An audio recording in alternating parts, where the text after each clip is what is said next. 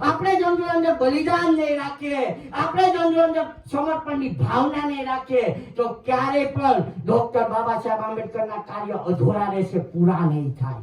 એના માટે રાગ દ્વેષ કાઢવો પડશે, એના માટે ઈર્ષા કાઢવી પડશે, એના માટે મનભેદો કાઢવા પડશે. મતભેદો હોય, મતભેદો અને મનભેદોમાં ફેર, મનભેદો અને મતભેદોમાં ફેર.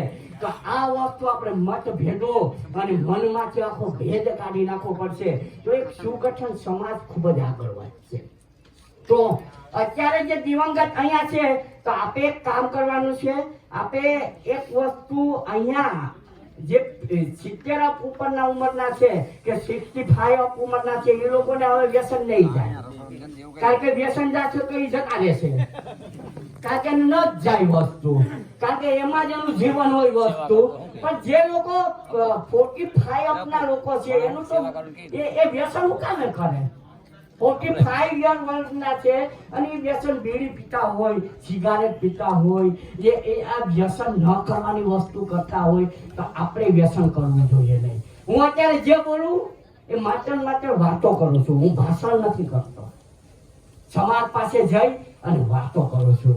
ડોક્ટર બાબા સાહેબ આંબેડકરને વ્યસન નહોતા, મને નથી, એટલે હું તમને કહું કે વ્યસન ન કરાય.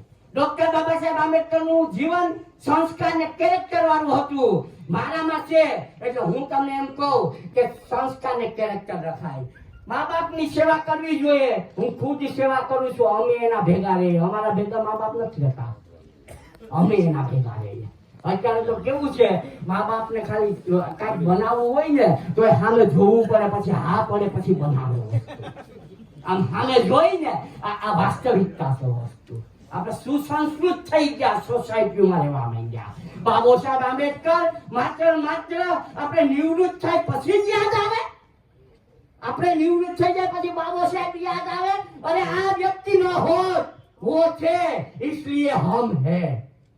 આ વ્યક્તિ ન હોત તો આપણું અસ્તિત્વ ન હોત, આ વ્યક્તિ ન હોત તો આપણું વજૂદ ન હોત, આ વ્યક્તિ ન હોત તો કાંઈ ન હોત. ભારતના નોકરિયાત વર્ગને ડોક્ટર બાબા સાહેબ આંબેડકરે કહ્યું હતું કે ભણી ગણી અને તમે તમારા સમાજનું ધ્યાન રાખજો, ભણી ગણી અને તમે તમારા 10% હિસ્સો છે સમાજને અર્પિત કરજો.